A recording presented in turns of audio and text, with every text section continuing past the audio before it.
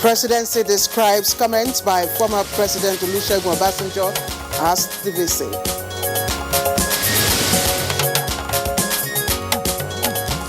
Federal government declares Johasu strike as unnecessary and illegal.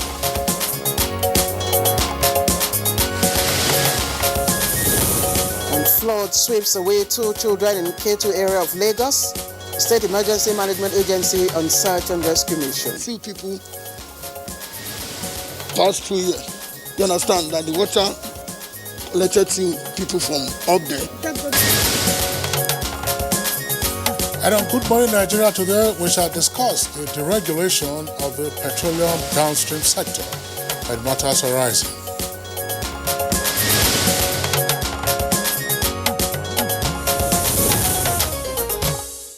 Since Nigeria's return to democracy in 1999, deregulation of the downstream petroleum sector has always been a controversial issue, generating intense debate, especially as it has to do with the lot of the masses who had it so good with the subsidy regime.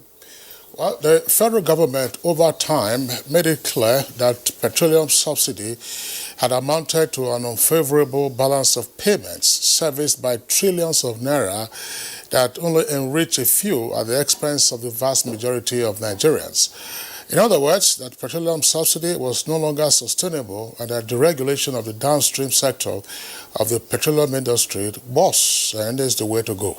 Indeed, Kingsley, and deregulation amounts to removal of government monopoly or control of the petroleum downstream and allowing market forces of demand and supply to determine the pump price of premium motor spirit, of course, otherwise known as petrol, which has continued to drive many businesses and the economy at large. Well, talking about petrol, the new ex-depot price of 151 naira 56 kobo is currently in place, as announced by the Petroleum Products Pricing Regulatory Agency, that is PPRA, on the 1st of this month, and which took effect on the 2nd. Now, this has generated reactions, especially from organized labor, who say that the fuel price hike coming almost at the same time as the hike in electricity tariff, as it were, amounts to a financial burden on Nigerians who are still battling with the impact of the coronavirus pandemic. All right, always the case, and one really wonders when the best time is to do anything or to implement any policy actually here in the country. But the federal government has, on its part, argued that removal of subsidy and complete deregulation of the petroleum downstream sector will save the nation some trillions of naira annually, and that's according to the Minister of State for Petroleum Resources, Tibipre Saver. Well, that's some good money, if you ask, that could be invested or divested into building critical infrastructure, as they say, Kisley. Of course, Claire, but as the Minister himself affirmed, that's to say the Honorable Minister of State Petroleum, whenever there is a 1 kobo increase in the pump price of petrol, people will often use it as an opportunity to triple the selling price of several other commodities and services. So, how does government intend to manage the deregulation of the petroleum downstream sector in such a way that the effect will not be too harsh on ordinary Nigerians? Very interesting. What is the plan of government to reinvest the trillions of naira that will be saved from the subsidy removal in the coming years? That has always been a very critical question. Another is, what regulatory framework will be in place to protect consumers and ensure efficiency of the regulated petroleum downstream? All right, we shall have in our conversation segment the Honorable Minister of Finance, Budget and National Planning, as well as the Honorable Minister of State for Petroleum, who will provide answers to those questions we just raised now, and lots more on related issues on the deregulation of the petroleum downstream sector. I'm Kingsley Osadolo, and I welcome you to today's edition of Good Morning Nigeria, reaching you as always live on the network service of the Nigerian Television Authority. And we're broadcasting from the nation's capital, Abuja. And I am Claire Delabo Abdul Razak. Thank you very much for joining us once again on the program. We'll take the morning news in just a moment and also serve you other complementary segments. Of course, that's talking about business. And later on, Kirsten and I will look at what the papers are saying on their front pages. So Let's get started with the news with Nolin Ibo Ame, who is already in the newsroom. Good morning, Nolin. Good morning, Claire and Kinsley. Good morning, Nigeria. Here is the news.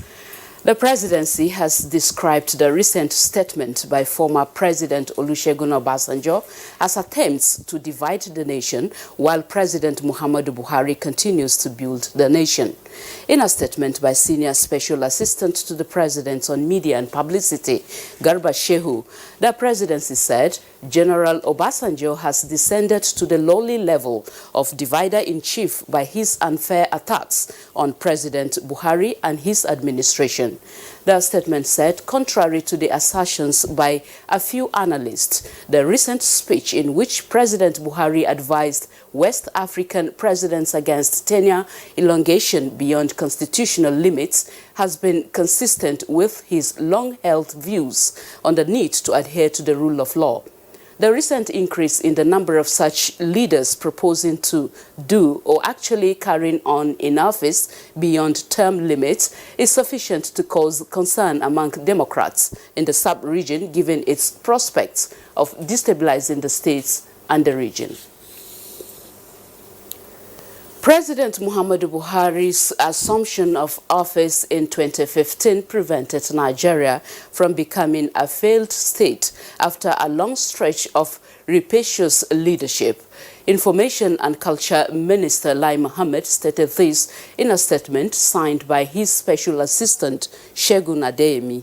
The minister said President Buhari came into office at a time that a part of the country's territory was under occupation and a moment that the nation's wealth had been looted with little or nothing to show for the nation's huge earnings. He said it is therefore a cruel irony that those who frittered away a great opportunity to put Nigeria on a sound socio-economic footing at a time of financial buoyancy and those who planted the seed of the insecurity in some parts of the country today are the same ones pointing an accusing finger at a reformist government. He added that Nigeria today is not a failed state, but a nation that is courageously tackling its challenges and building a solid infrastructure that will serve as the basis for socio-economic development. President Muhammadu Buhari has commended the Secretary to the Government of the Federation, Boss Mustafa, for organizing a successful ministers' retreat from September 7 through 8, 2020. The President, in a letter to the SGF, said he was impressed with the performance at the retreat, welcoming his organizational competence and comprehensive speech delivered at the beginning of the second day of the retreat. The President also commended the intellectual inputs by the panel, chaired by the former Secretary to the Government of the Federation, Alhaji Yayali Ahmed. Following the decision by the joint health sector unions for a nationwide industrial action from 12 midnight Sunday, the federal government has declared the strike as unnecessary, ill-timed and illegal. It has therefore directed the various unions in the health sector operating under the umbrella of Joint Health Sector Unions, JOHESU, not to go ahead with the strike, saying the Ministry of Labour and Employment has prevented the dispute with the ongoing conciliation initiated last week. The Minister of Labour and Employment urged JOHESU not to twist or intimidate the federal government that has shown clear commitment to tackling the challenges in the sector, as evidenced by the huge resources it has been pouring into the sector since the global COVID-19 pandemic broke out. Now to the updates on COVID-19 in Nigeria. The Nigeria Center for Disease Control confirmed 79 new cases of COVID-19 in the country on Sunday, the lowest daily statistics in 5 months. The 79 new cases were recorded in 13 states, with Lagos having 30 cases, Kaduna 17, Ogun 7, Anambra 5, and 4 cases in Kano. FCT, Katsina and Akwa Ibom states recorded 3 cases each. Oyo and Rivers turned in 2 cases each, while Delta, Plateau and Ondo states have just a case each this time around. On the state's case chart, Lagos leads with 18,611 cases, followed by FCT with 5,447 cases, while Oyo is third with 3,221 cases. Nigeria now has a total of 56,256 confirmed COVID-19 cases, out of which 44,152 recovered cases have been discharged, leaving 11,022 active cases. Sadly, the death toll is now 1,082. Residents of Oyebajo Street in Ketu area of Lagos are yet to come to terms with the loss of 2 children in the vicinity who were swept away by the flood that occurred following Saturday's downpour. And that the water collected 2 people from up there. Dead bodies again. Dead body again. So that's why we rush out. We, that the houses is still a few meters away from here, it's affected. Well, these people who are doing this work, they're supposed to do temporary crossing.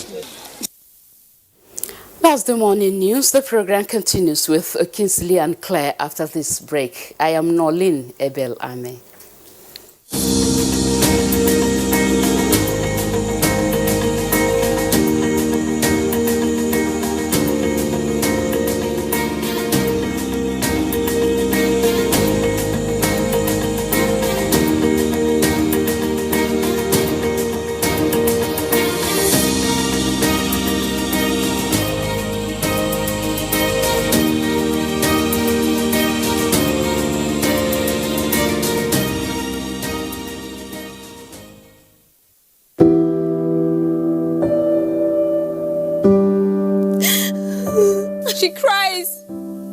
She cries in anguish and in pain.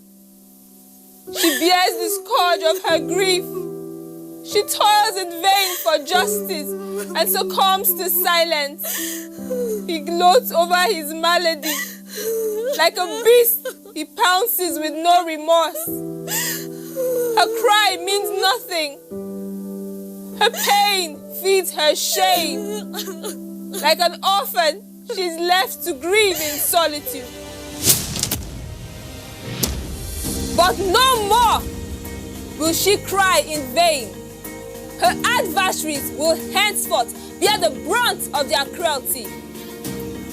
Rape is evil. Rape is a plague, a pandemic of monumental consequences. We must unite and kick it out of our society. Connect with NTA and stand against rape and rapists. This message is brought to you by the Nigerian Television Authority, NTA.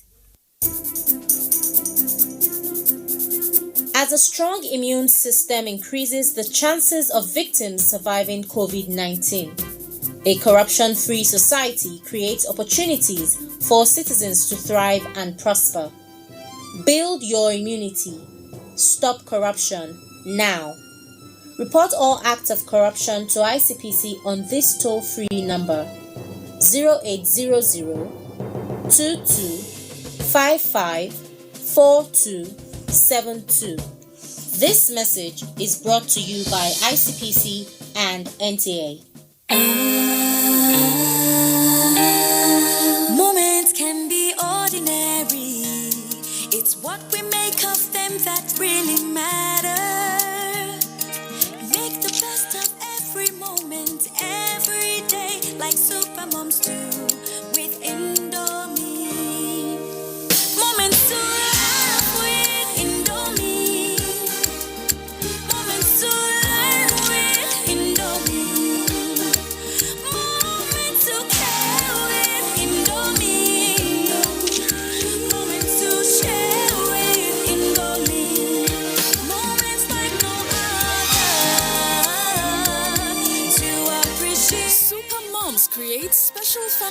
moments with your love. Celebrate these delicious moments with Indomie noodles. Indomie noodles, tasty nutrition, good for you. Sensitivity is a short, sharp pain that people experience when they have something hot or cold getting to the nerve of the tooth. If the sensitivity is left alone, it may get worse. Dentists recommend Sensodyne. It's able to calm the nerve of the tooth. The proof's in the results. It works. Sensitivity is a short, sharp pain that people experience when they have something hot or cold getting to the nerve of the tooth. If the sensitivity is left alone, it may get worse. Dentists recommend Sensodyne. It's able to calm the nerve of the tooth. The proof's in the results. It works. You're watching Good Morning Nigeria on the network service of the Nigerian Television Authority. Next for us now is business news. The Nigeria Economic Sustainability Plan has given high priority to the implementation of MSME's Survival Fund and the Guaranteed Offtake Schemes. As from the 21st of September 2020, small businesses across the Federation will commence registration of members to benefit from the federal government survival fund of 75 billion naira set aside for them, being one of the sectors badly affected by the coronavirus pandemic. The scheme targets employees of MSMEs and self-employed individuals with provision for a 45% female business participation and special needs participation of 5%. This is to boost production capabilities of small businesses in the country. The registered website is www.survivalfund.ng. So you can go to the platform and get all, at least first-hand information. The platform is going to provide that. Once you land on the platform, it gives you all the basic information that you require. We have to go live very quickly, and it has to be well done. In another development, a total turnover of 1.226 billion shares worth 10.842 billion naira in 19,529 deals were traded on the floor of the Nigerian Stock Exchange for the week ended 11 September 2020. With business news, Comfort Amodu. All right, many thanks, Comfort, for the business package. Let's move on now. Newspaper review is coming up next.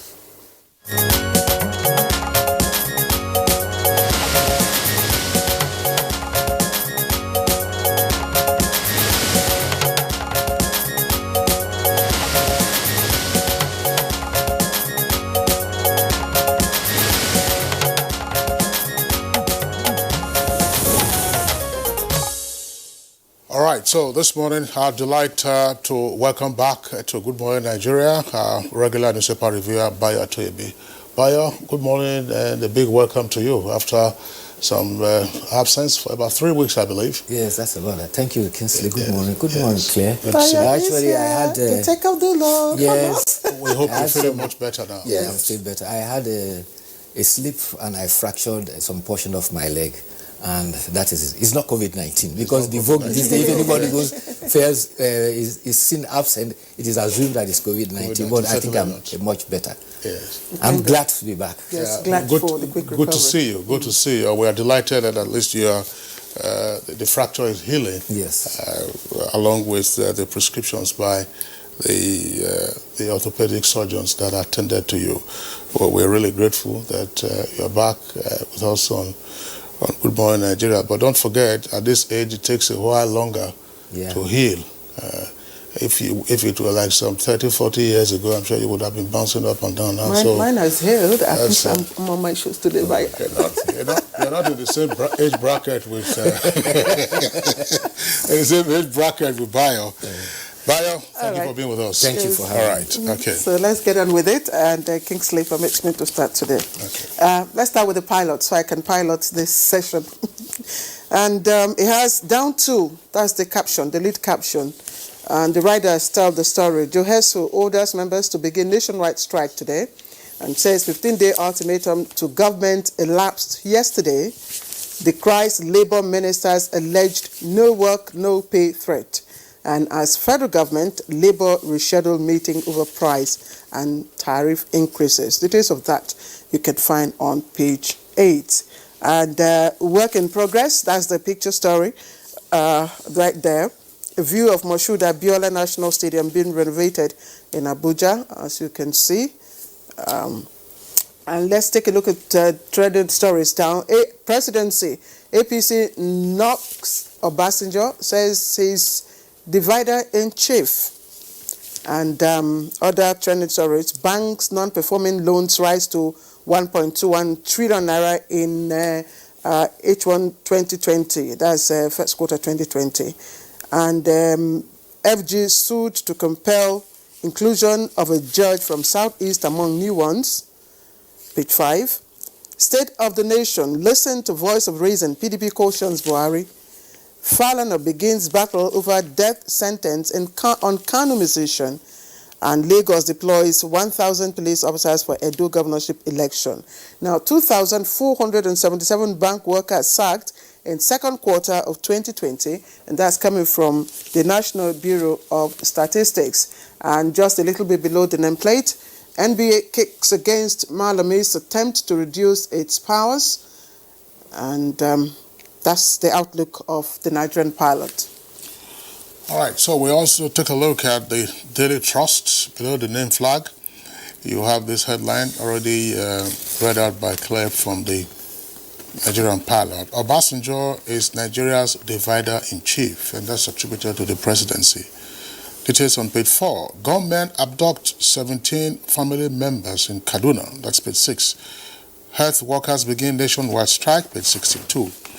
The lead story comes with Ekika, Onayekon, Jega, Agwai, Bugaje, and others to Buhari. Only dialogue can solve Nigeria's challenges. Advise Council of State and Governors Forum to lead discourse. And urge President now to sack service chiefs, and issues can be resolved at National Assembly, and that's according to the presidency. Ayo. Well, let's start with the issue from the Johesu that declared a strike at midnight.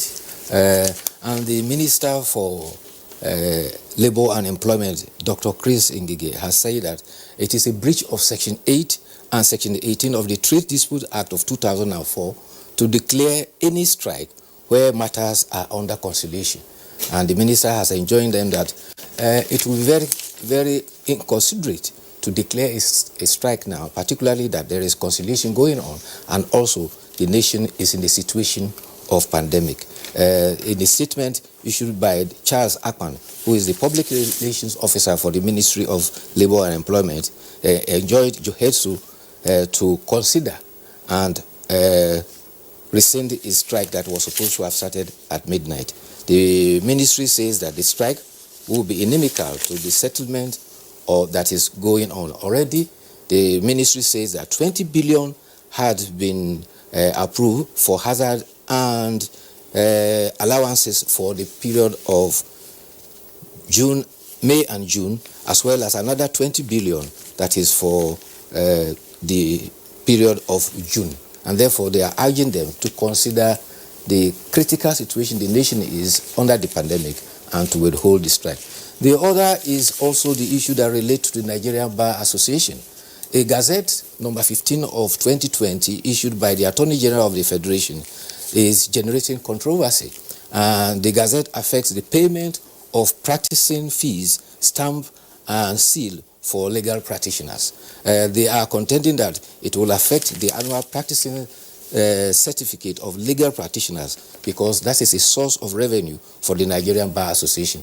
By the Gazette, it is no longer mandatory for lawyers to be part of the NBA. The president of the Nigerian Bar Association, Olumide Akwata, says his association will be meeting with the Attorney General of the Federation. But there have been mixed reaction from members of the bar. Some of the lawyers say that the Attorney General's action is illegal.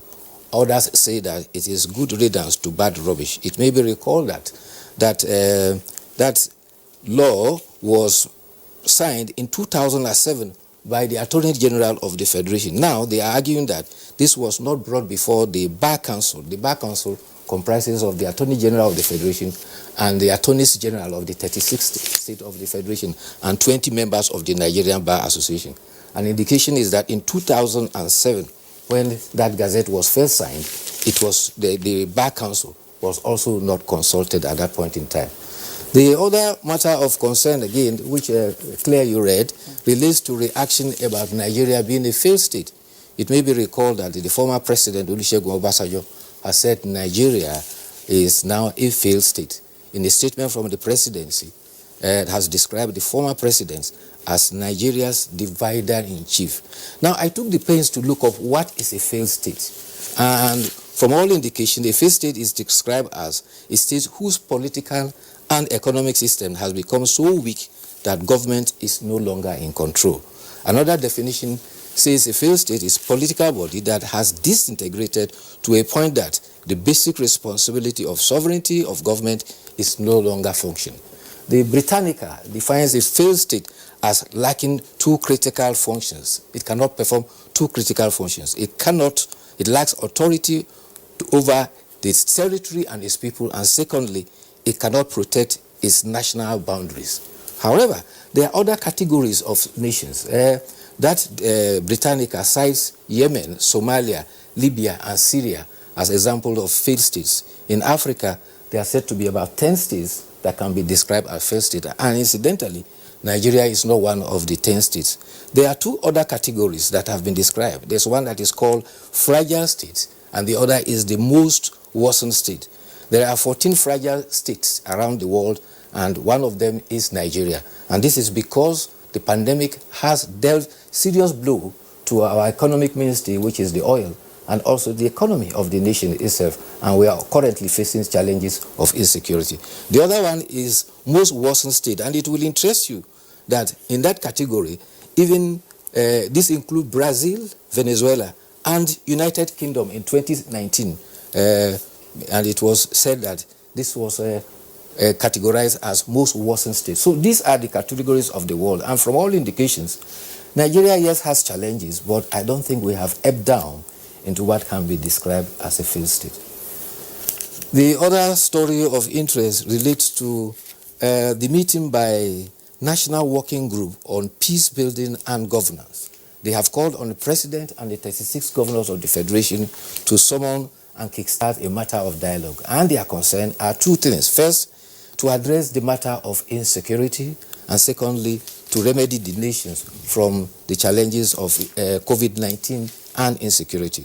They say the time for action is now, and all hands, as it's often said, must be on deck. They say citizens have a role to play, and there's a need to also reform the police. It has also reiterated the need to replace service chief. You recall that the former chief of Army Staff, Lieutenant General Akinyi Ade, retired, said the appointment of service chief is at the pleasure of the president, and accordingly, they do not have a term in office. But there have been outcries about the need to replace service chiefs because of the multifarious challenges we are having with banditry, armed robbery, and criminality in the nation. Okay, Payo, thank you very much. That's a good emphasis, as it were, on the stories that we have read out. There are a number of issues, of course, some of them will continue to provoke public debate, more particularly President Obasanjo's latest statement and the response by the presidency. As I said, there will be many more reactions, but there's a story that is not on the front page. I read that story over the weekend. It was very elaborate. If you recall, earlier in the year, one of the outriders to the vice president, as Professor Yemi Osinbajo, was involved in an accident, and unfortunately he passed away. And he was from one of the communities in the FCT. There was a promise made by the Office of the Vice President to cater for that community and indeed the family of the deceased. At the weekend, 24 classroom block, where several blocks consisting of 24 classrooms were commissioned in the community, together with staff quarters and all of that in honor of the late outrider. All of this was done within 6 months, and from the office of the vice president. Ordinarily, that's not the responsibility of the office of the vice president. The point I'm just driving at here is, it is a commendable step that the office of the vice president took. And within 6 months, if you look at the pictures of what has been delivered, it's commendable. Now you ask yourself, why is it that when you go around most parts or some parts of the country, you find rotting structures that pass off for schools? And unfortunately, at the primary school level, the state governments that are ordinarily supposed to utilize UBEC funds provided by the federal government oftentimes do not deliver on this. 6 months, look at what has happened in the Federal Capital Territory on behalf of the Office of the Vice President through the Sustainable Development Goals unit. So why is it that funds cannot be deployed to spruce up the appearance of our schools, to make the schools much more presentable, much more accommodating, so that it is attractive for pupils to attend? It's not a situation where you have the roofs leaking or the windows are broken, no facilities, the staff have no staff quarters and all of that. So it's an example to learn from, to say, look, you have the resources, utilize those resources instead of investing on the kind of things we normally say, conspicuous consumption, purchasing all kinds of outsized SUVs that come from all corners of the globe. Well, I think I agree with you because by way of compassion, the Vice President actually even visited the family soon after that accident happened. And with this decommissioning of the school, it goes to show that at least a safe and conducive environment have been provided for that village, the community, for their children to attend school. But there's still a challenge, which is always has been a bane for us in our nation, that of maintenance. I hope that structure will be maintained, because you need to visit that structure in another 2 or 3 years and see the status that it is.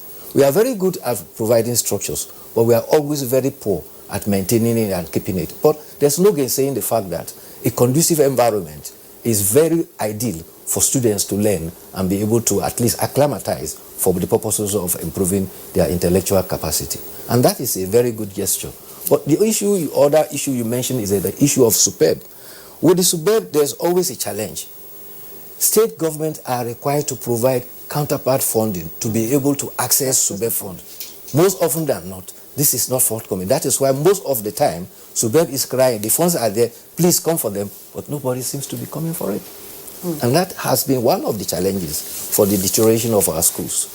Just another commendable gesture, like Kingsley mentioned, is the renaming of the Kwara State Sports Complex, after the late Super Eagles marksman, Rashidi Yekini. Yes, after so many years, I thought that should also be mentioned. Yes, it's a good gesture, and it goes to show that our sportsmen are being honored even while they have passed on. So far now, we have Stephen Keshi. There's a station named after him. Amisimaka has the stadium named after him. And this is a good gesture because it will encourage our sportsmen and women that when they devote their time and skill and talent for the service of the nation, certainly the nation will eventually show appreciation. For that of Rashidi Yekini has been long going. In fact, the Honorable Minister for Youth and Sports had even made a gesture of paying some kind of remuneration to sustain the mother of Rashidi Yekini, as well as the mother of Sam Okwaraji. And those are the kind of gestures that will go a long way to be a source of motivation and encouragement for our sportsmen. I think this was done by the state governor, yes. Abdurrahman Abdurrazak. Yes, that's heartwarming, especially because a number of his other compatriots who were teammates with him also have stadium named after them. Stephen Keshi, for instance, and Samson Siasia in Bayelsa. Yes, I think that's that woman. The only one, of course, Nigeria's most decorated soccer player still awaits. No, Nigeria's most decorated soccer player. Who is that? If you guess right, then you have a prize. It's a peace session now.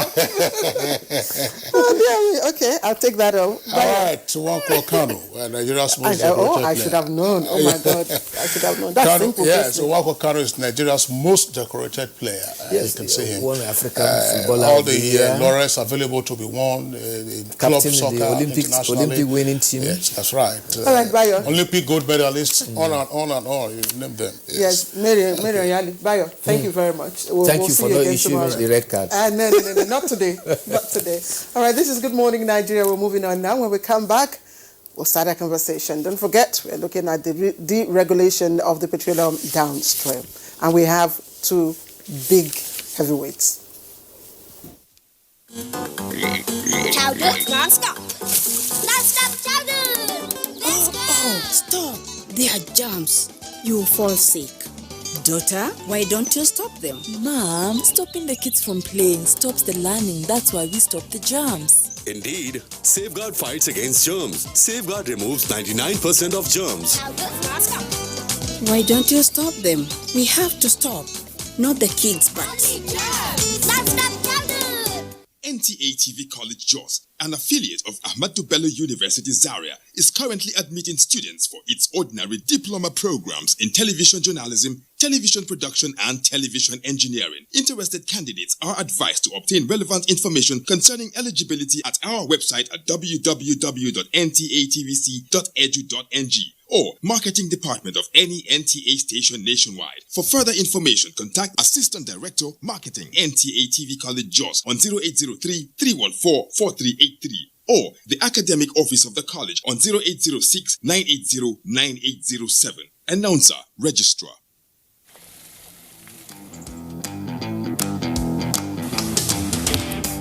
Guess what? What? I scored a hat trick today. Cool. Wow. And how did you celebrate? Just do your hands like this. And hold your nose like this. Body odor is caused by germs. That's why you need the new improved Dettol Cool Soap, which protects against 99.9% odor-causing germs with an extra burst of menthol freshness. Dettol, be 100% sure. You clean your teeth every morning, but that fresh breath feeling just doesn't last. The answer? Easy. You keep your teeth strong and healthy and give your mouth long-lasting fresh breath with new Oral-B 2-in-1 toothpaste. It helps strengthen your teeth and gives you long-lasting fresh breath. So fresh, still fresh, and still fresh. Stay strong, stay fresh. New Oral-B toothpaste for strong teeth and long-lasting fresh breath.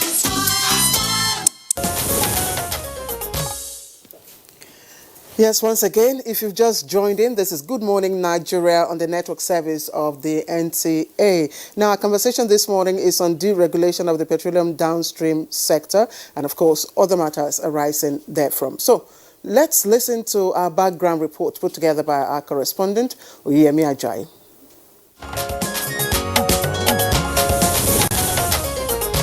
The new petroleum pump price of 151 naira 56 kobo per litre was announced by the Petroleum Products Pricing Regulatory Agency, PPPRA, with effect from 2nd of September 2020. Different reactions from different quarters about the hardship the increment might trigger, while kicking against the timing when the coronavirus pandemic is still ravaging. However, the Nigerian government has cleared the air, explaining that such move is part of steps towards complete deregulation of the downstream sector to encourage more private sector investment in petroleum supply and allowing the forces of demand and supply to determine prices. Government has since indicated that the subsidy regime was in favor of the rich at the expense of the poor and ordinary Nigerians, insisting it is unrealistic to continue with the subsidy regime, especially with regard to premium motor spirit, PMS, otherwise known as petrol. The full deregulation of the downstream sector is expected to guarantee economic growth and development of the country. It is believed that the deregulation policy will attract more investments to grow the oil sector, create more jobs and free up trillions of naira to develop infrastructure instead of enriching a few, as is the case of the subsidy regime. Given that the regulation of the downstream petroleum sector will favor Nigerians, what is the government putting in place to reinvest the funds freed up with the elimination of the subsidy regime and to cushion the effects of the price adjustment on Nigerians? Should Nigerians expect more increment in future, and will the private sector now determine petrol price going forward? These and other questions will engage guests already seated on Good Morning Nigeria.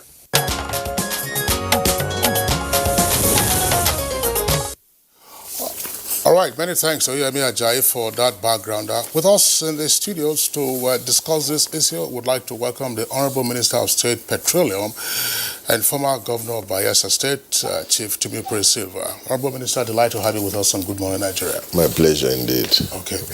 And just to indicate that we're still trying to get the Honorable Minister of Finance, Budget and National Planning join us via Skype. I think the engineers are working out the connections.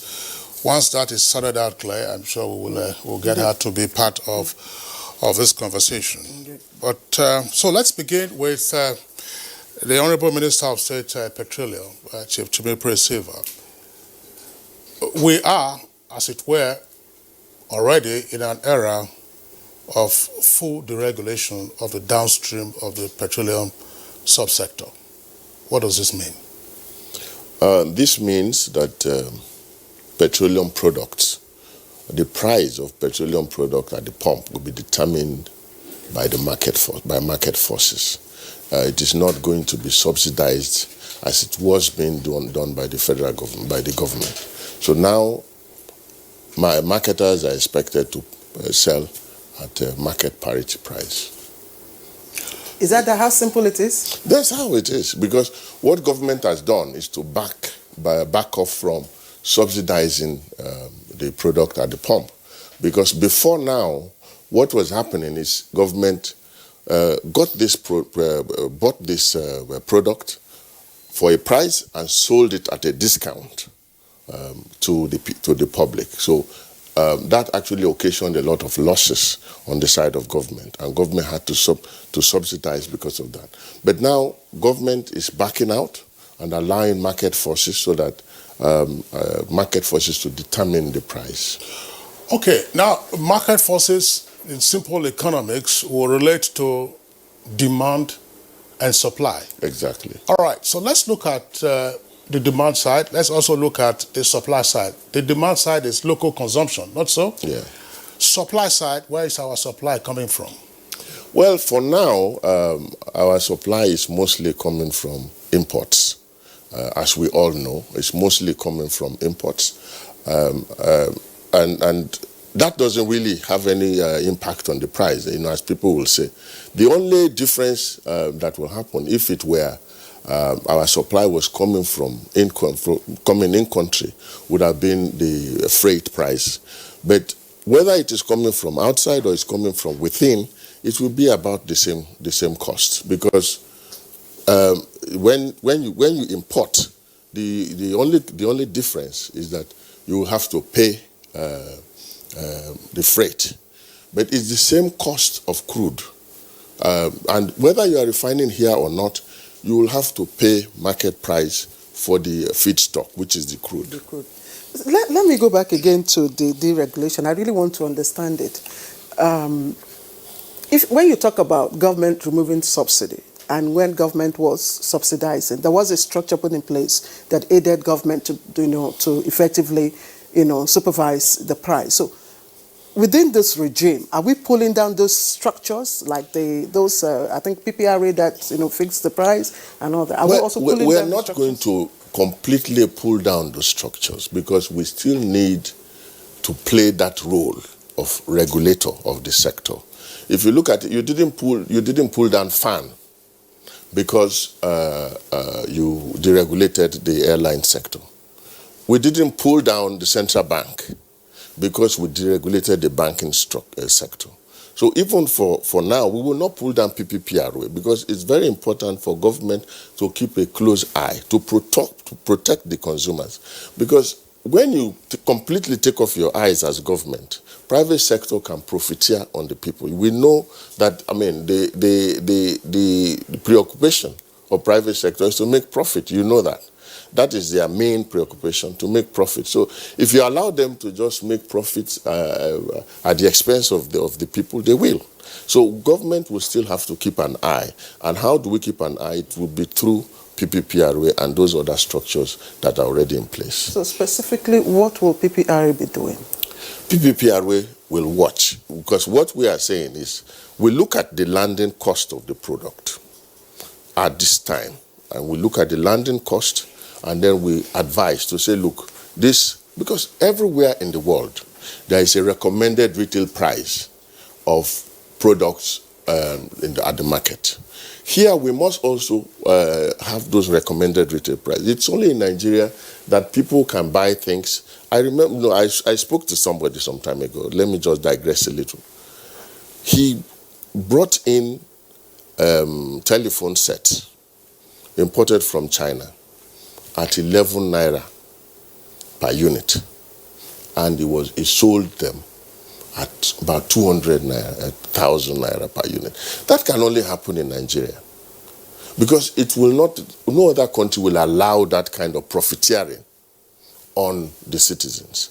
That's why government has to very carefully follow the pricing so that marketers will not profiteer inordinately on the people. Well, I want to return to the supply side of petroleum products, refined petroleum products, that is. You make the argument that even if our sources were in-country, the price variation would have been so significant. How do you justify that? Well, the price of the feedstock is not determined in Nigeria, because that is the crude oil. The price of crude oil is international. So if a refinery has to produce crude, it has to buy the feedstock at that international parity price. That's right. And you refine here. More or less, of course, there will be a few differentials. You probably save some money because you're operating in a naira situation. But at the end of the day, it will be about the same cost, because the price of the product is determined majorly by the price of the feedstock, which is crude oil. So whether you are bringing it from outside or you are bringing it from inside, that price of the feedstock will be constant. But of course, you will have some gains from, or you will have the gains from freighting, because you will not be paying for freight in the case of in-country production. And you will also gain from the fact that you're operating in a naira situation. Most of your investment will be in naira. So I'm sure we are going to get it at a little cheaper, but it is not at the overly cheap price that people are thinking, that if we produce here in Nigeria, it will be much cheaper. Well, that's also the argument, Honorable Minister, which I would like you to advert your mind to, namely, when you say the feedstock is the only significant cost in refined petroleum products, some persons will also say that the labor costs in the countries where those refineries are located are also a factor. You don't have global uniform labor costs in all refineries. Well, I agree. That's why I said, look, your cost in country will be mostly in naira, so your labor cost will definitely probably be cheaper. Although you might have some expatriates also who will be earning the same rates as they earn in their countries. So, but labor costs, of course, will bring down, and the fact that you're operating in a naira situation will bring down the cost a little bit. But I'm just saying that it will not be at this level that people are really thinking, because people are thinking that, oh, when you refine in Nigeria, in fact, we can still sustain subsidy. The only reason why we cannot sustain subsidy is that we are not able to refine in Nigeria. That is the argument of some people. But we are saying, look, whether you refine in Nigeria or you refine outside, it will still be more or less the same cost. But of course, you have a lot of savings from freight costs and other costs that will be in naira instead of in dollars. Okay, just before we take you up, and another question, we understand the Minister of Finance, Budget and National Planning is joining us via Zoom. There she is. Honourable Minister, we thank you for finding time to join us this morning on the program. Good morning, Claire. Good morning, Nigeria. All right, we'll get back to you. Let me just ask the Honourable Minister of State for Petroleum. I know Kinsley is taking you up on some technical aspects, but I will, get back to those. Let me ask, how sensitive is this decision at this point in time, where a lot of, I know you would say there's a lot of financial burden that the government is bearing, but the people, the consumers, are also having to go through a lot of stressors I mean, I don't have to mention them. We are all familiar with, what COVID-19 is doing. We are all familiar in terms of, loss of income, I mean, spike in food prices. We know what flood is doing to our food supplies and what the cost is doing at the moment. So why has it become expedient, to do this at this moment? Well, first you ask the question, what is the right time to deregulate? Did we have a right time? Did we miss the right time? I think, look, at this point, we should just look at the survival of our economy and as our country. If you have a situation, even on a personal level, where your income has reduced by up to 60%, then you have to do a few things differently. You cannot continue to do the same thing and expect this different result. So we thought at this point, government did not have the funds to continue to subsidize because subsidy was costing a lot at the pump side, because we were deregulating on two fronts. At the side of the pump, we were deregulating the cost of the subsidy was about $500 million. I mean, as provided for in the budget this year. Now, could we afford to spend half a trillion on subsidy this year? It was not possible because the money was not available. Now, at the side of the foreign exchange, FX to import this product, you are also deregulating, subsidizing the FX, because NMPC was accessing the FX at a subsidized rate. So if you put the whole cost of subsidy together, it was over $1 trillion per annum.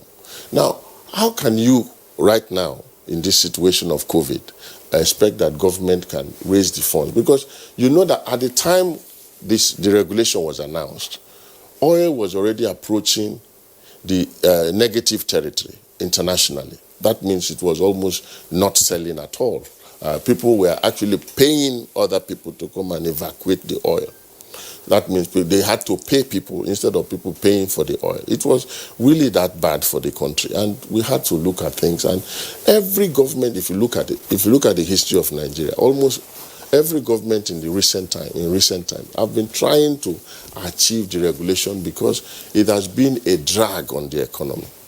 And of course, some governments lack the political will to do so. Some governments, because they felt, it was not the right time, because they felt that at that time, crude oil prices were too high, and if they deregulated the cost, it will affect the cost at the pump, and it will become too high all of a sudden. But at this time, yes, we know that it's going to bring a lot of pains to the people. But all of us collectively, there is a consensus. There must be a consensus that the country must survive first, and we felt that, look, this is a time to do it, because at least when we did it at the first time, we had to even reduce pump prices. Then, of course, prices started climbing back up, and then people started seeing the cost at the pump. And we already warned at that time that, yes, we were reducing the pump price, but that, of course, as the price of crude goes up in the market, that people were going to begin to see a rise at the pump. We already said that, and people are already just seeing those signs. But I feel that the benefits of deregulating far outweigh the problems of deregulating. That's why I still think and I believe that this is the best policy direction for this country at this time. All right. Thank you very much, Honorable Minister of State Petroleum. Let's now bring in the Honorable Minister of Finance, Hajia Zainab Ahmed. Hajia Zainab, we have heard repeatedly the rationale for the total deregulation of the petroleum subsector. Perhaps you may wish to elaborate more on why deregulate at this time and season. Well, good morning. Again, I think the Honorable Minister of State Petroleum Resources has actually quite eloquently enumerated the reasons. The first and major reason for us on the fiscal side is we just can't afford it. We don't have the money. And if we find money, our view was it was better to spend that money on health and on education rather than on consumption, which basically benefits more people that have several cars that they are running. And diesel, which is the vehicle, which is the fuel that actually moves produce and large buses, has been deregulated for a very long time. The buses that run and the trucks that carry foodstuff from farms to market have been running on diesel, and this has been deregulated. So we have been subsidizing people that can actually afford to pay a deregulated price. And like the minister said, we had about 457 billion in the 2020 budget, provision for fuel subsidy. But there was also a lot more that was not visible. There was foreign exchange subsidy. So our effective fuel subsidy in any year is at least 1 trillion naira. Imagine what you can do with 1 trillion naira in the health sector and in the education sector. It is a lot of money which we didn't have. So we needed to pull that back. And we now have to ensure that the regulator, PPPRA, makes sure that the market operators actually are pricing fairly, that their cost is reasonable, that they are not exploiting the people. And then we now use the limited resources that we have to make sure we pay salaries, to make sure we provide for social welfare needs of the people. All right. I'll stay with you, Honorable Minister of Finance. Claire, you have a question to pop for her. All right. I was just wondering, yes, the rationale is clear from your explanation, but tell us from your own perspective what you think the impact would be on the macroeconomic environment. At a time before the total deregulation, I mean, the government was already working flat out to stabilize the macroeconomic environment, and that's why you have the economic sustainability plan. And here we are, we have a fly now, some persons will say in the ointment, considering the likely rise in prices and therefore inflation and further distortions. How will this alter the macroeconomic environment that you've been trying to stabilize? There is some impact in the sense that prices will go up slightly, and also inflation is inching up gradually. But these are transit effects. They will stabilize at a point, and then things will become, the market itself will regulate. The essence of regulation is to introduce competition in the market. So if you go to a filling station that has a high price, you have an option of leaving and going to another one that has a low price. We need to push the market to become that competitive so that the consumer has options of where to go to buy the fuel. What we have been doing is not sustainable. We can't say if we bring back fuel subsidy, we will fail because we will not be able to afford to pay it.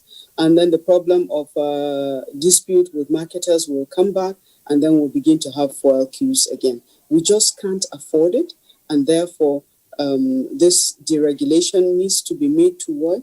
We appeal to Nigerians to understand that in the past, subsidy was done, we could afford to pay it, but right now we cannot afford to pay. Remember that our revenue has gone down by almost about 65%. So it's not business as usual. The things that we used to do, we cannot do anymore.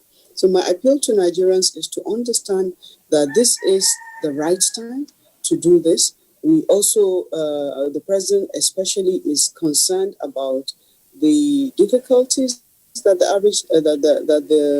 that Nigerians are going through, but these things will moderate. The economy itself is in decline. Growth is slowing down. Globally, it's happening to everyone. Nigeria is not an exception. So it is difficult times for everyone. It is difficult times for economy, and that's why this tough measure needed to be taken at this time. Again, I just want for us to get, a better understanding of what is really happening.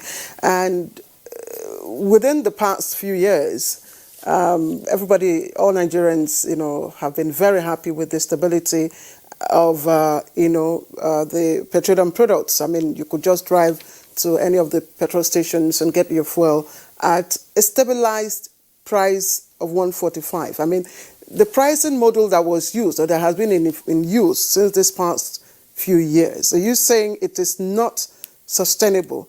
And if that is so, how might the independent marketers, adjust, cope with the fluctuations in price?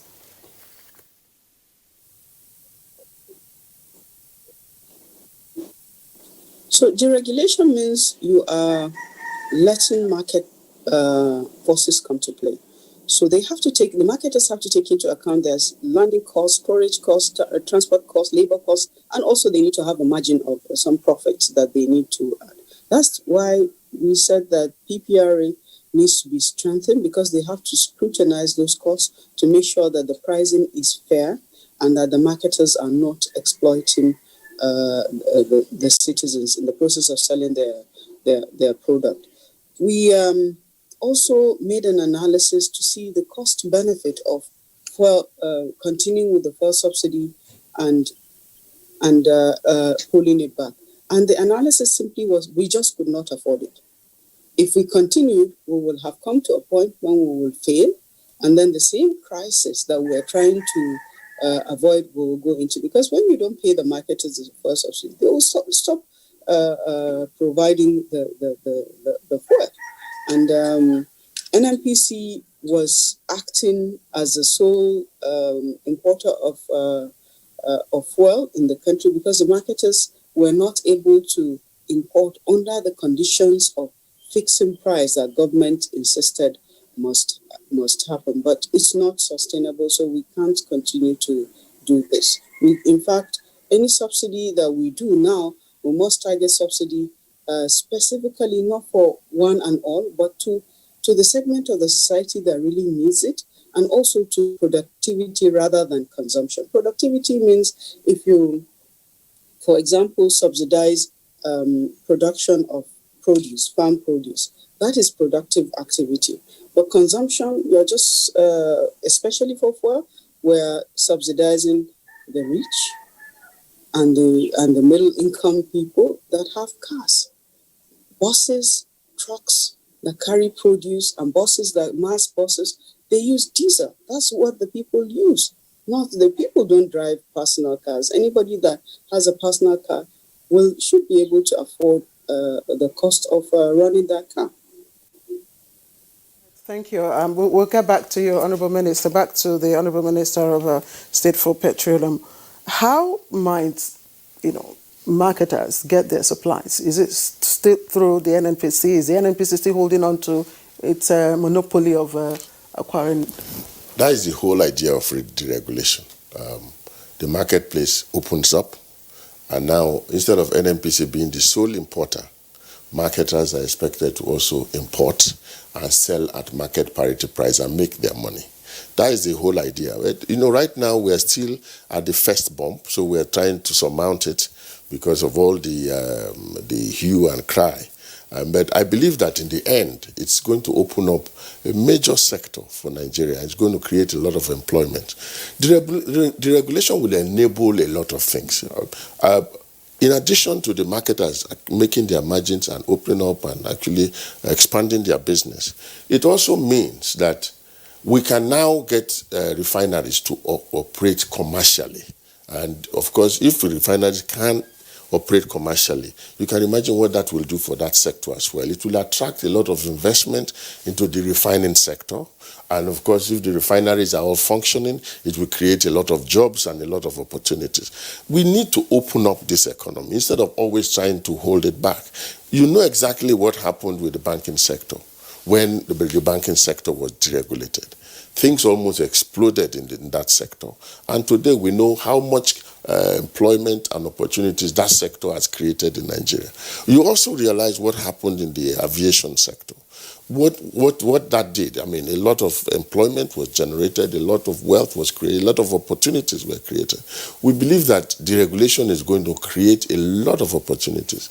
And in addition, you also know, if you go to any country in the world, you see You have even the petrol that is sold. There are different grades of petrol sold in the filling station. If you want the premium quality, where unleaded fuel, you go for the unleaded one. You go for the leaded fuel, you go for... There are cheaper options and more expensive options in the filling stations. What deregulation is going to do is a lot more options are going to come in the market, so that anybody that goes to the pump can decide to buy whatever. Like the Honourable Minister of Finance said, let us face it, in Nigeria, those who are really consuming PMS are private car owners, mostly. The trucks that move food, the trucks that move petroleum products, they are using diesel, which is already deregulated. So who are we deregulating? The problem is that we need to introduce this policy direction so that it will create a lot more opportunities for Nigeria and a lot more employment for the economy. We need to expand this economy. All right, thank you. I want to return to the Honourable Minister of Finance along the point that the Honourable Minister of State Petroleum has made. If we can still have her right there, okay, she's there on the right side of the split screen. Honourable Minister, how do you respond to the arguments by some in the intelligentsia who worry that, yes, these are early days, but that the deregulation is being anchored on the importation of refined petroleum products? Honourable Minister is saying, yes, if you deregulate the independent marketers alongside an NPC, we'll also have the opportunity of importing. And yet we have 4 refineries that are comatose. What exactly, what are we pursuing? Well, what we're doing is enabling the petroleum sector to actually grow. There has been a number of refineries that have been licensed for several years now. None of them is willing to come and start refining under the regime that we had where oil is controlled. The Dangote refinery is sitting outside within an export processing zone. So they're insulated from that. When we buy fuel from Dangote, we'll be buying fuel at international market price. The only savings we'll be making will be the savings of freight, that is shipping the goods into the country. But we'll still have landing costs, we'll still have labor costs, and the marketers still have to put a margin. These refineries, green refineries that were supposed to have come and operate, and even refineries that were supposed to co-locate with our existing refineries, can now come in because they will be assured that when they produce, they can sell at market rates and actually recover their investment and make some reasonable profit as well. It's going to open up the market, like the Minister of State said. It will mean more refineries will open, they will employ people, and fuel will be available in different parts of the country, not just on the 4 refineries that we have. Those refineries are old. Even when we turn them around, we will not be able to operate them at optimal capacity. So while the NNPC is trying to rehabilitate them, we also need to encourage the private sector refineries to come on stream, and also even state governments that have the capacity to set up their refineries, and even small like refineries to curtail this incidence of the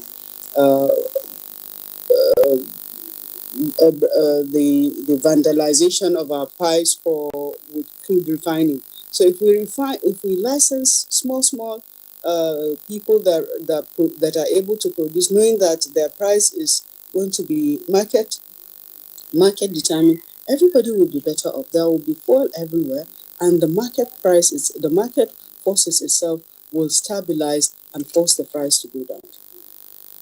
Part of the financial aspect of my question obviously has to do with access to forex for the importation of refined petroleum products. Indeed, before the announcement of the total deregulation, some of the independent marketers had complained that they didn't import because they had no access to forex. With deregulation, is there now going to be more access to forex? And wouldn't that also continue to deplete our foreign reserves when we have no refineries that are functional in country? So whether it is NNPC that is importing or a marketer, they still need foreign exchange to be able to buy the products and bring it in. We have some, again, transit problem in terms of foreign exchange availability, which is largely due to the fact that our major foreign exchange source is crude oil, sales of crude oil. But that is beginning to moderate now. As the price increases in the global market, we will be seeing more foreign exchange going on. And then the government is working on several options, alternatives that will earn us foreign exchange. And once all of those things materialize, the scarcity of foreign exchange that people are claiming of will improve significantly. Again, whether it is NNPC or firm marketers, we still need to use foreign exchange to buy the refined products. And I do hope that when these new refineries come on stream, that there will be less pressure on our foreign exchange so that we are not spending so much to be able to bring refined products. Maybe the Honourable Minister should also respond to Kingsley's questions before I ask my question. What's the question? Yeah, namely that everything appears right now in the early days predicated on importation of refined petroleum products. And I mean, as some analysts would say, this is somewhat untidy that 4 refineries, none of them working. Right now, probably less than 10% installed capacity, just to keep them up so that they don't become obsolete overnight. Well, I'm happy you said early days. I mean, definitely in these early days, you have a situation where we are still importing. But we have, as I've said before, deregulation is an enabler of this sector.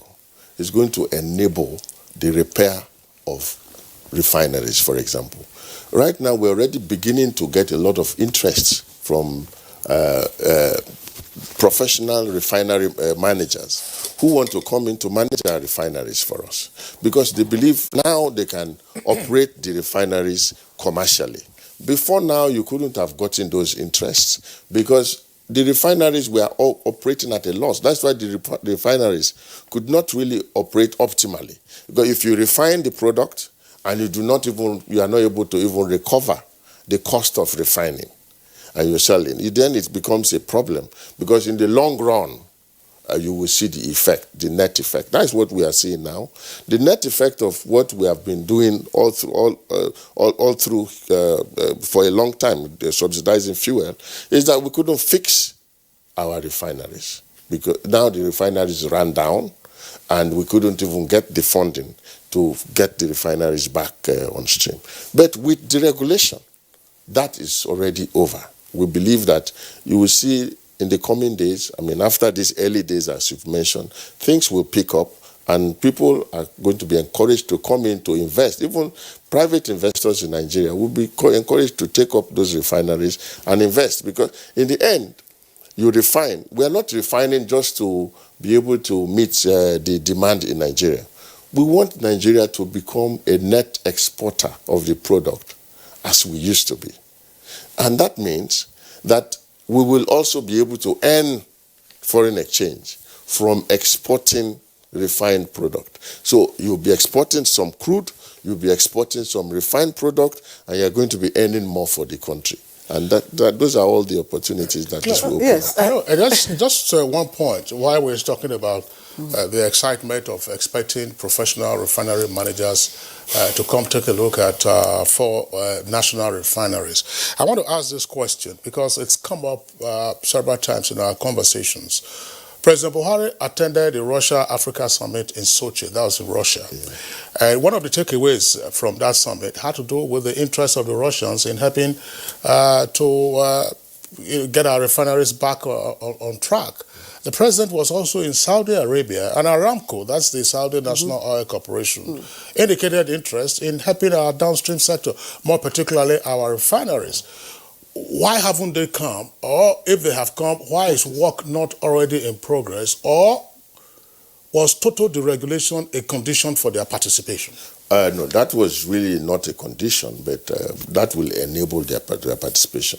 You must understand that, when you discuss these things, there are always processes, studies to be done. They have to understand the actual situation, because fixing Kaduna Refinery, for example, is not the solution. You must also fix the pipeline that will bring feedstock to Kaduna Refinery. So all those details have to be discussed, and we are still in the process of discussing with the Russians. We are also in the process of discussing with the Saudis. But of course, with deregulation, we believe that this is going to even fast-track the conversation we're already having. In addition to the Russians and the Saudis, now, because of the policy direction that we've taken, there are a lot more interest, and that's why it will be easier for us to do. Even as a country now, as NMPC, it will become easier for us to do, because now the fixing the refineries have become a bankable project, because you know that when you fix the refineries, you are going to operate commercially and you can operate at a profit. But while we are still operating at a profit in Nigeria, you also must understand that our cost here, the pump price here, is still lower than most countries. We have a major advantage, which is, the economy of scale in Nigeria.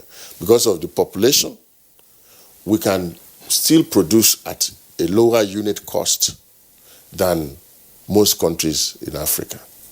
So if we are able to really produce enough of refined product, we can take over the West African market, the African market.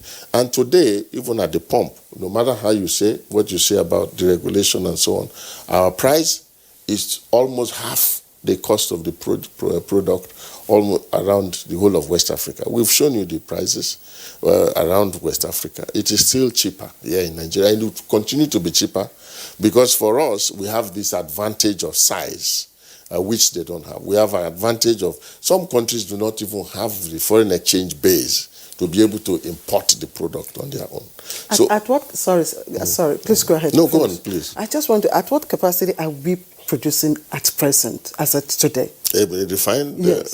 Yes. Not much, I must say. The 4 refineries are not working. Then They are down? Oh, yes. All the 4 refineries are down, and you cannot say that it was our cause. We caused it. The 4 refineries were down almost before we came in. And, I liken Nigeria to a situation where somebody broke a plate and kept on the table and arranged the plate on the table. And then then you came in and you tried to carry up the plate, and then what happens? The plate breaks in your hand. Who broke the plate? Maybe it was you, maybe it's the person that broke it. So in Nigeria, things were already in a bad way. Because that's why I say, look, we cannot continue to do things the same way and expect a different result. Of course, President Buhari is the last person that will wish deregulation on his people. He loves Nigerians. He loves the ordinary Nigerians and will not, in fact, he resisted deregulation all this while. But if we are finally getting to the point where we have to do it, then you know that it must be something that cannot be avoided. We've gotten to that point where we cannot avoid deregulation because we simply do not have the money. And if you say you are not going to deregulate at this time, then tell us how else can we do it? Let's look at the reality of the situation. Yes, there are a lot of options that experts in this sector are given. Please, let us And they're saying, first of all, some of them are saying, look, I don't know if what we have now is full deregulation. Yeah. Yes, that is full deregulation. So because they're saying, look, what some of them are saying is that what we are saying is the deregulation of the retail price sector. And if you're going to do that, if you're going to have full deregulation, which means those structures you talked about, you will have to bring them down and allow the market forces to actually be the true determinant of the prices. But let me put you on hold. I know you want to respond to that. I just want to ask the Honorable Minister. The Honorable Minister of State for Petroleum made an analogy of what is happening in the aviation sector, of course, and the job creation generated as a result. But I'm also aware that the petroleum sector is not price elastic.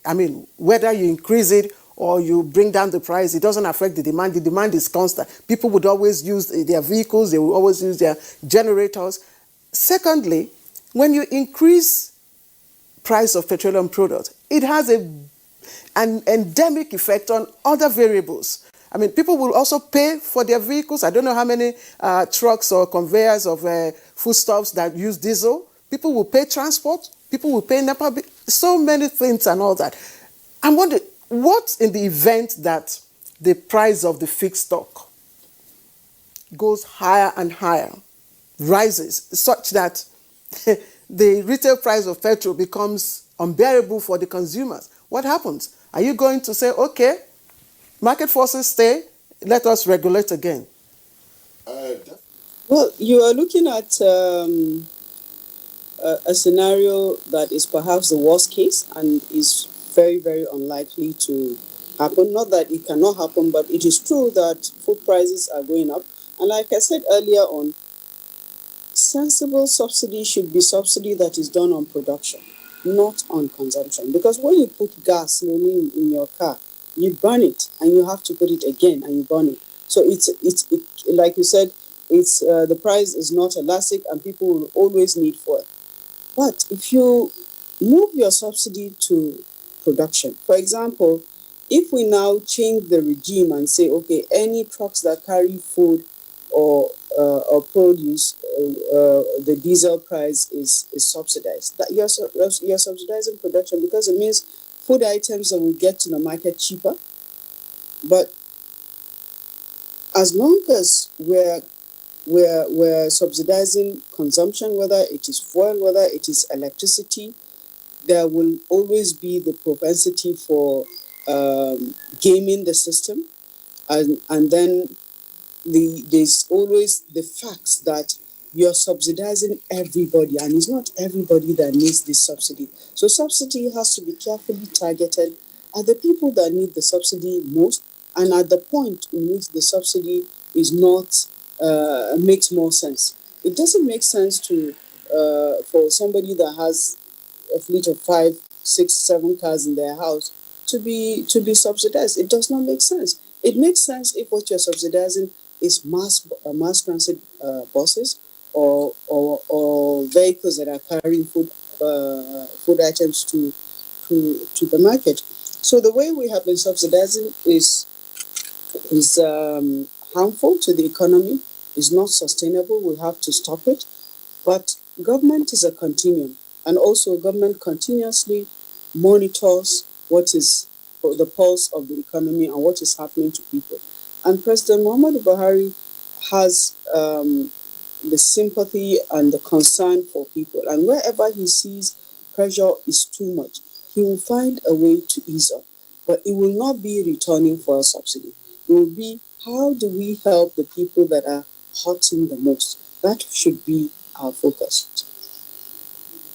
Claire, just before we bring in the Honorable Minister of Petroleum, Minister of State Petroleum, I still would like to stay with the Minister of Finance. Is it necessarily the case that consumption and productivity are mutually exclusive? Because probably the argument is now academic, since we're already into full-scale deregulation.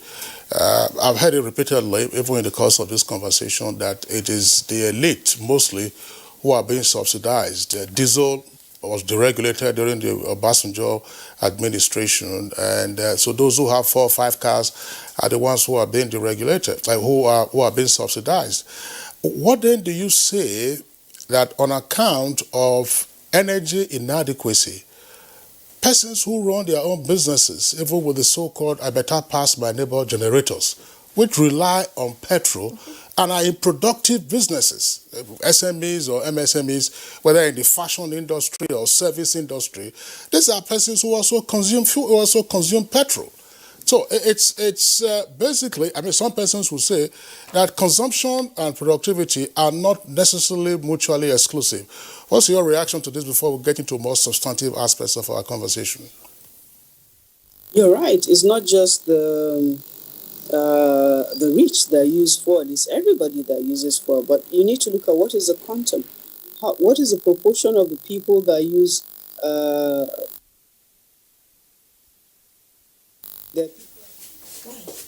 All right. Well, it appears we've lost the Zoom connection.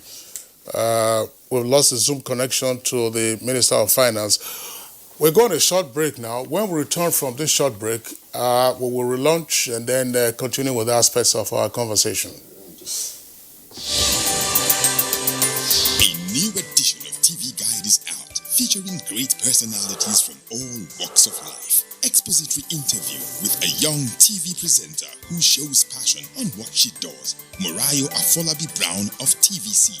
Pick a copy of this compendium of mind-blowing stories and get abreast with issues as regards media convergence, leadership, health, star profiles, star programs, fashion, sports, human angle stories, and lots more. Meet some media professionals within our space who have paid their dues in no small ways. TV Guide, very incisive, very educative and compelling. Grab a copy at the vendor near you or NTA stations nationwide. TV Guide, your indispensable companion.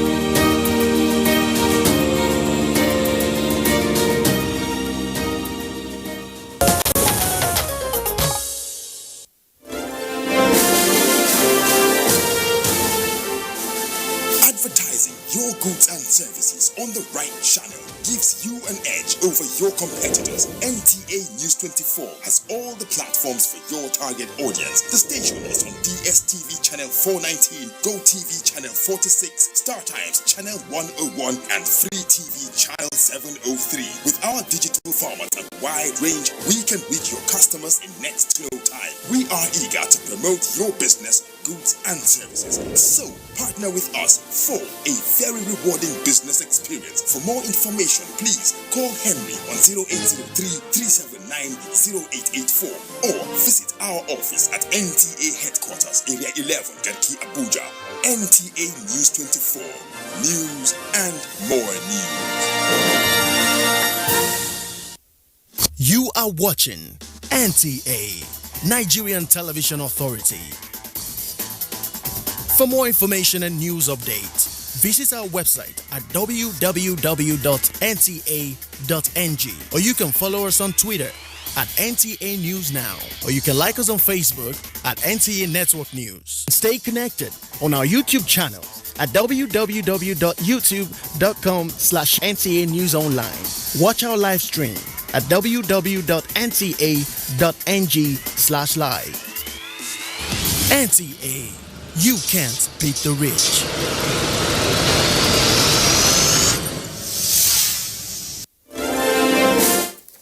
All right, you're welcome back, and stay good morning, Nigeria, live on the network service of the Nigerian Television Authority. Let's return to our Abuja studios with the Honorable Minister of State Petroleum. Honorable Minister, we keep saying, yes, there's going to be a boon to investors in the downstream sector going forward, no question about that. But we have a legacy of previously issued licenses for greenfield refineries. Are those licenses still valid, or they'll have to reapply? Well, the licenses are mostly valid, but I would like to go back to the issue, the other question you asked the finance minister about alternatives. I mean, because if the price goes up so high, what are we going to do? Are we going to go back to deregulation? I mean, to subsidy? Of course, that question is very germane, but that is what I said earlier. I said if you go abroad, if you go anywhere in the Western world, you don't have the same quality petrol at the pump. You have unleaded fuel which costs less, unleaded fuel which costs less, and unleaded fuel which costs a little higher. In Nigeria, we are also trying to introduce alternatives as a way to make deregulation sustainable. The alternative we are now introducing is gas, which is definitely going to be cheaper even than the subsidized rate of PMS. So what we are trying to encourage Nigerians to do now is to convert their cars to dual fuel. That means your car can use either gas or petrol, and that will be done for free. Because the government is going to ensure that you are able to convert your vehicles for free. And when you convert your vehicles for free, you go to the filling station, you see the price of PMS, you see the price of gas, you can decide to buy LPG, you can decide to buy CNG, you can decide to buy LNG. These are all going to now be available, and we're going to have a rollout plan for this within October. So the Nigerian will have alternatives. It's like introducing tariff on a road. I mean, what do they call it? The road, what you pay? Toll? Toll, exactly. Introducing a toll on the road. When you introduce a toll gate, you are expected and required by law to also create an alternative. So we are also creating that alternative so that you can go to the fuel station now and you can buy gas. We, in fact, had the pilot scheme in Port Harcourt with Keke Napep that converted to gas. And when they went there when they started plying the road, their colleagues saw their vehicles were running better, and they all requested for gas for their Keke Napep to be converted. We are going to be converting I Pass My Neighbor. So you have a situation where in your house, your gas cylinder will be connected to your generator, be connected to your cooker. So, I mean, you don't need any other fuel apart from gas even to run your generators. It will become cheaper and cleaner. Of course, our carbon emissions will actually reduce, and we are also expecting to gain some money from the climate for at least for reducing our carbon emission from carbon credits doing that. So this is going to be, like I said, a policy direction that is going to create a lot of opportunities, which I will not sit here to be able to. I will not be able to sit here and enumerate. Interesting. But are all cars? Sorry, I just want to be clear, because the minister is talking about a pilot scheme with Keke Napep. One of your predecessors in office, that's the Mrs. Desiane Alison Madwike, had indicated about 7 years or so ago that indeed there was also a pilot scheme for CNG, that's compressed natural gas, for commercial vehicles in the Benin area. Do you have any report as to what went on with that pilot scheme? Nothing went. I was just going to say that. I mean, that scheme, I was part of the introduction of that scheme in Benin. I mean, during my first incarnation as a special assistant to the Honorable Minister at the time. And that scheme is running very, very well, even now. They've actually expanded it to some parts of Lagos, but it has not really caught on because, I mean, government has not really taken it up as a policy direction. Today, because of President Buhari's interests in the poor, he has decided to take it as a policy direction. So it is going to now expand from there. That is why we have the confidence that it can work, because it has worked in Benin and it's working even in Benin till today. A lot of transporters are still running on gas in Benin today. So what we want to do is take on all the NNPC stations, at least at the first instance, and enable them to dispense gas. To retrofit. Yeah, it's not really, yes, to retrofit, and then all we are doing is bring a skid-mounted gas and just placing it within the filling station, and at least give them the capability to dispense gas to your car. And when that happens, all the NNPC stations, there are also some private sector marketers, some marketers that have also signed on. I mean, they want to also be part of this as in the first instance. And then we will expand and expand across the country. But I'm just wondering, Kingsley, it sounds quite interesting.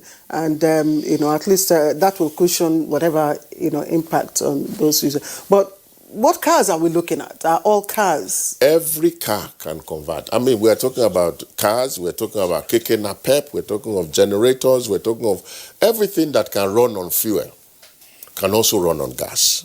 And we have gas in abundance, and that is good. I mean, we are not going to be importing the gas. So the gas is already in country. That is going to reduce the cost of importation and the pressure on foreign exchange. That is actually the revolution. International price, because you need to produce the gas.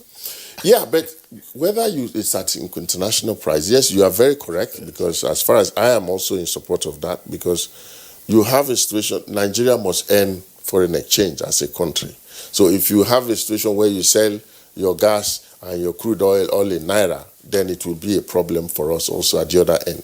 But also that will reduce the pressure on the dollar. It's going to strengthen our naira as well, But at the end of the day, I believe that, this is the way to go. Gas is the way to go. We need to, of course, incentivize the producer of gas by paying for it in dollars, but it will definitely be cheaper, because gas is a cheaper fuel by nature. Is there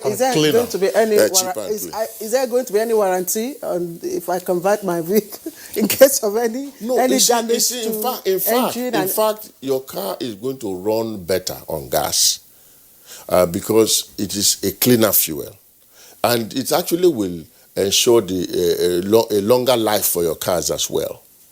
It's been proven that gas fuel cars run for longer than petrol fuel cars. So no warranty? No, but you see, there is no need for warranty.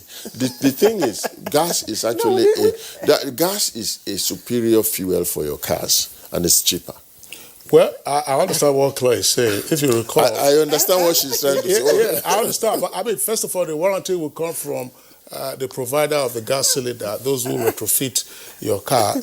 But then, if the gas supplied has impurities or whatever, then the issue of liability will also arise from the person from your body. Because if you recall, look, that is we will have to. I agree with you. Yes. The regulatory environment must be robust enough to be able to ensure quality. If not, you have this situation of explosions and so on. But frankly, that is not going to happen. It has not happened in other countries that use gas for their cars. The problem with gas explosion is mostly a regulatory issue.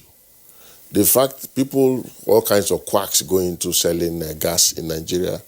They go to, a lot of Nigerians don't know that a gas cylinder has a lifespan and that it expires.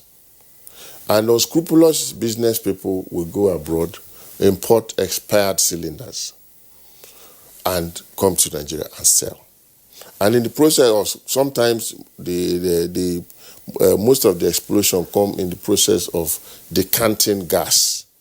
And they are doing it within an environment that is not safe. That's right. So all those issues will be taken into consideration, because we know that if you don't, that's why you need the existence of DPR and all the regulatory agencies to be able to ensure that only people who can do this safely can do it. And right now we are also getting a lot of interest from outside. A lot of international companies who have been involved in manufacturing these kits are willing to come to Nigeria to establish their businesses in Nigeria. How do you respond to the view that the developed world itself is already moving towards electric vehicles and leaving behind the gas? Yes, that is exactly intermediate. This, of course, deregulation is pushing us in that direction quicker than normal. Gas all over the world is considered to be a transitional fuel to cleaner energies, to renewables. Gas is still cleaner than, we came from coal to PMS and crude oil. Then from crude oil, we are moving to gas, which is a cleaner fuel. And of course, from gas, some people have moved to renewables. We cannot move to renewables at this point. So our transition fuel is gas. And deregulation is pushing us in that direction quicker than we would have probably gone. Are we doing this deregulation without any legislation? We don't need legislation.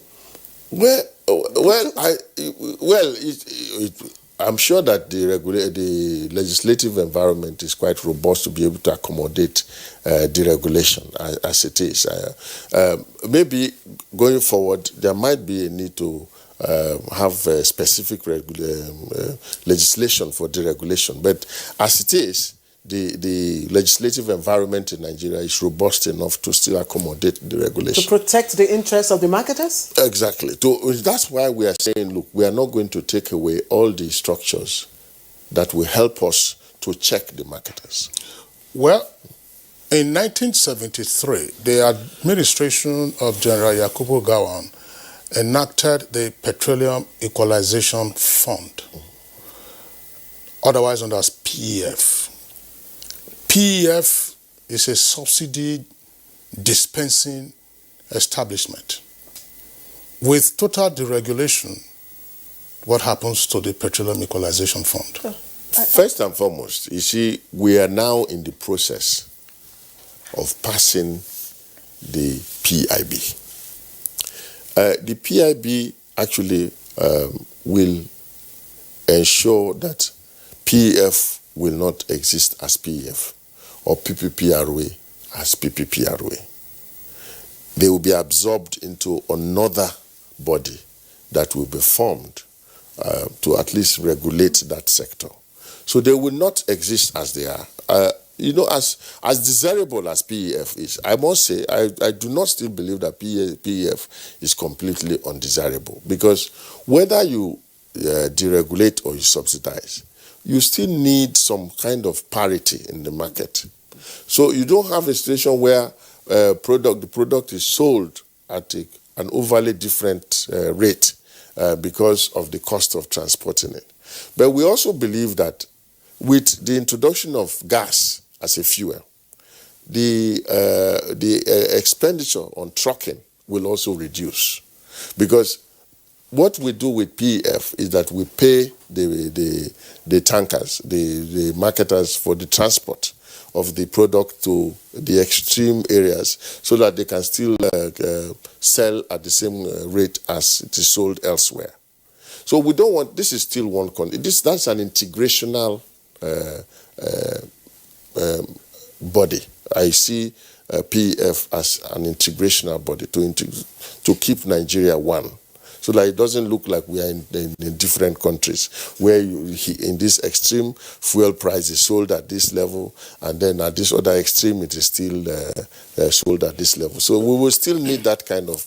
Doesn't that again raise the issue of the efficiency of our infrastructure? I know if you're talking about gas, the AKK project is already ongoing, and you're going to have many branches coming out from that. But look, what NNPC started doing, I'm not sure what the status is now. You had your depots all over the place. Which would have reduced the bridging cost. But at some point, as you very well know, a number of those depots, again, like the refineries now, just went to sleep. Some of them are being revived. So shouldn't it also be part of the agenda to say, as we're in total deregulation, to minimize this integrationist subsidy, referred to now as being managed by the PEF, to say, look, let's get our infrastructure, our pipeline infrastructure, get them all secured, get the refineries working, and get your depots working, and reduce the bridging costs. That's exactly where we are going to. Before now, the midstream sector of the industry was not activated. That means the pipeline sector was not really activated. But with PIB, that sector will also open up. That means that you can come into the oil industry.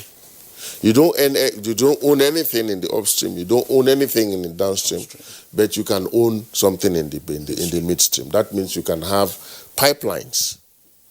So if you have a pipeline, for example, the pipeline bringing crude from the south to Kaduna refinery is separately owned by someone.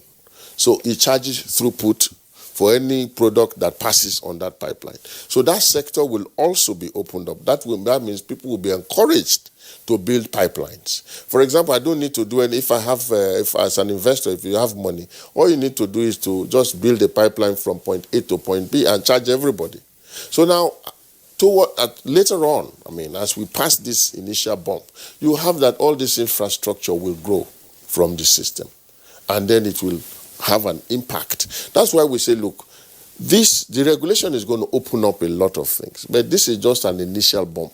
Let's just be patient. But when we actually begin to see the effect of the regulation in the future, we will be very proud as a country that we did, just as we are very proud today. When Abuja was started, they said it was a white elephant project. But every Nigerian today is proud that we started Abuja. So sometimes when a government is starting a certain policy, Nigerians may not see yet. But in the future, we cannot really sit down and tell you all the benefits. But you know that deregulation is definitely an enabler of the sector. It's going to open up a lot of opportunities for Nigerians. All right, we're very optimistic. We share in your optimism, Honorable Minister. Let's bring in now the Minister for Finance. Okay, I'm told we can't, maybe we have some connection issues, but back to the Minister of State for Petroleum. In terms of access to Forex, what does it mean for the marketers now? Yes, like I said, it's still an initial bump. The problem is, at this point, our Forex sufficiency in Nigeria is somehow hampered because, I mean, we are selling crude at less the cost, less the selling price that we were selling before. I mean, at other times we were selling crude even at $100 per barrel. Today, with all the OPEC cuts, we are still around 40, 45, sometimes below 40. Plus, we are also not producing optimally. From 2 million barrels, we are now down to 1.4 million barrels. So our forest sufficiency is hampered. So somehow marketers are not able to access the forex yet as they should. But as the Honourable Minister of Finance mentioned, as the world begins to open up and activities and demand begins to grow, that means that we are going to sell a lot more crude and we are going to earn a lot more foreign exchange. When that happens, the pressure on our foreign exchange will also reduce. And by that time, we believe that we would have also stabilized deregulation.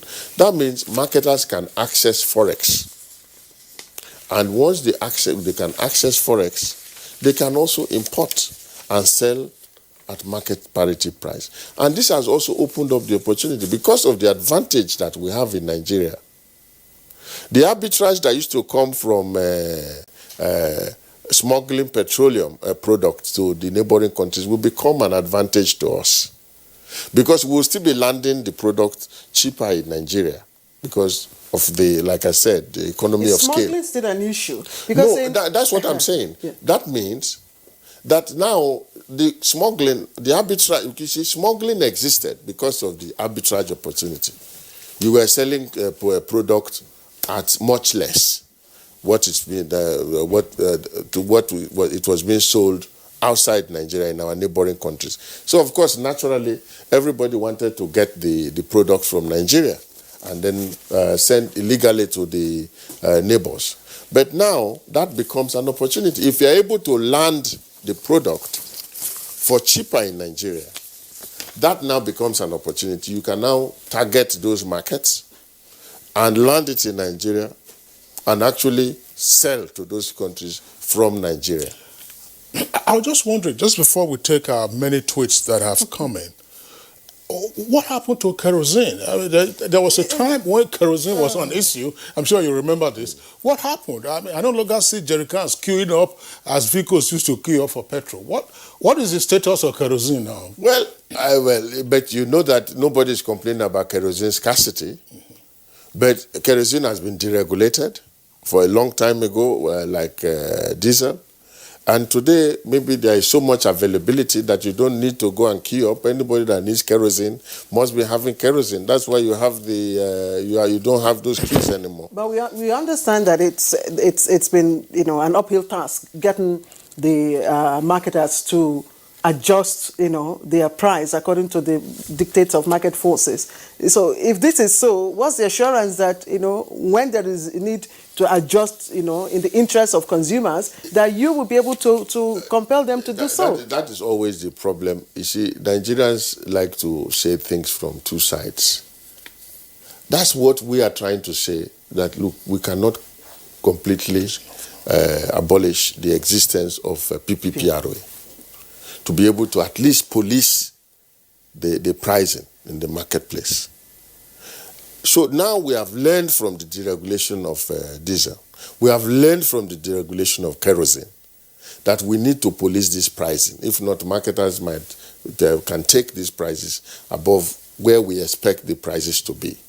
And that's why we think that there is still a need for us to regulate, which government's traditional role everywhere is to regulate. So we want to take that traditional role to step back from being part of the business to being an umpire, which is government's role. So we now say, okay, look, we are no longer going to be part of this business. We want to step back, we want to play the role of a referee, so that you don't go there and then raise your prices inordinately. That's what government wants to do. Before now, we were both in the ring and we were the referee. But we are not supposed to be both. So we are now saying, look, okay, let us get out of the ring. Let us not descend into the arena. As government, let us play our traditional role as umpire. So let's sit back. We ensure that nobody will cheat. So you are the referee in the box? Yes, we are now the referee. Okay, so this conversion, I'm interested, I don't know, when will it commence? Conversion of vehicles to buy fuel?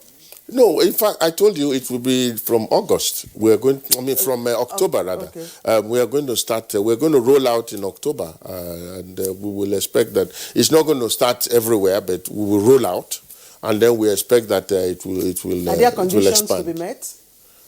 Are there conditions for those who want to convert to be met?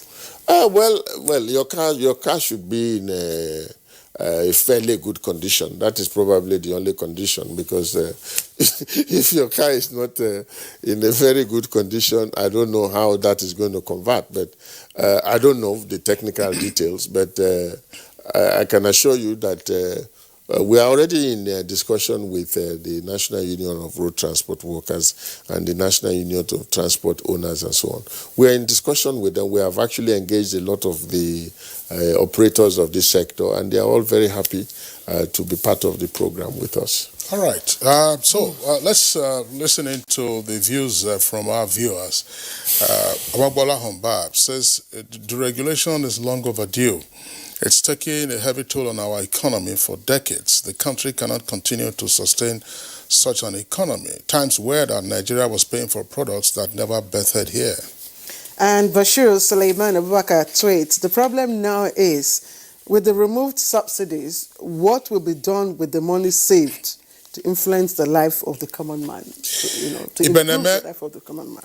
Ibeneme Dominic, it's simple. Government should hands off completely and allow total deregulation of the oil sector, such as we had in the telecommunications industry. Let those with the capacity come in and let market forces decide the prices.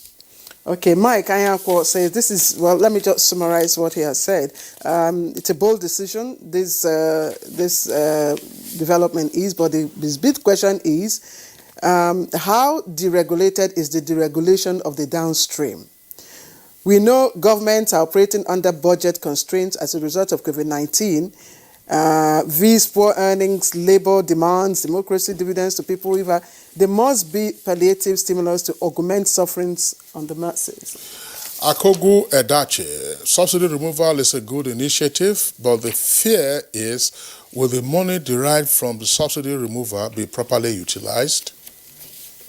All right, Nandam, it's unfortunate that everything from food, transportation, goods, services, and the rest are all connected to and determined by the price of petroleum products. Now, if the situation increases the cost of living, then what really are the advantages of deregulation? Badamasi Adamon says deregulation is a nebulous term that has received a strident call by Nigerians. Alas, the bourgeoisie who have been benefiting from the sector would not allow it to be deregulated. But it has been deregulated now. Oh dear. Okay, are you done, Kingsley? That's right. The next one is Abubakar Mamadi tweets. Deregulation has affirmed that government is a welcome development. However, this practice was successful in the Western countries because they had tackled corruption. Umar Ahmed, how about deregulation of price control on anything and everything? Yunusa Idris, what we want is proper accountability and management of funds, that's subsidy removed from revised budgets. Dele Jack Solomon, the only way forward now would be to minimize emphasis on export of crude oil and LNG and to develop alternative uses for our oil and gas resources by encouraging the construction of new refineries, petrochemical plants, ammonia and fertilizer plants, etc. Okay, Dr. B. Tijani says, if the modular refinery will work and local production of PMS and AGO, then market forces of demand and supply will bring stability through market forces. This must go with sincerity of purpose. Oyebanji PA tweets, regulation and deregulation, like any policy, they are both good. The problem is for any formula to work, the basic assumptions and application rules must be observed and respected. That is where the problem is with some of Nigerian policies and laws, which work elsewhere. Right. Danladi Ndayop, you must be a professor of some sorts because of the use of big words here.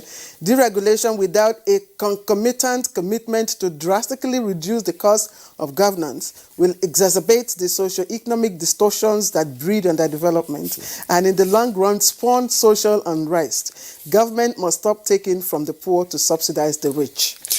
Festus Akimboyewa, although the petroleum industry is essential to our economy, and changes in the prices and supply of petroleum products can affect Nigerians, the federal government is right to deregulate the oil sector and end oil subsidy.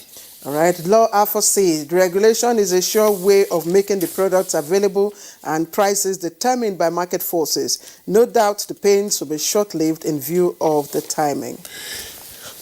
Well, this one is another one again from Festus. It says, please ask the Minister of State what they are planning to do with our defective refineries.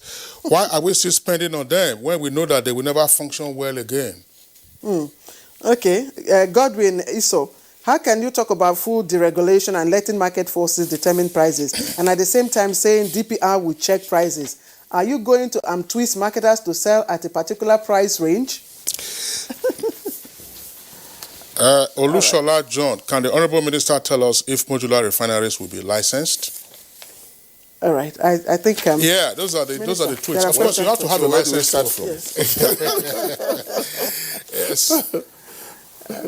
Well, let's start from the last one with modular refineries. But we have just a minute. If you can do that in less than 60 seconds. Licensing of modular refineries and what to do with the 4 non-functional refineries. Keep them or sell them off?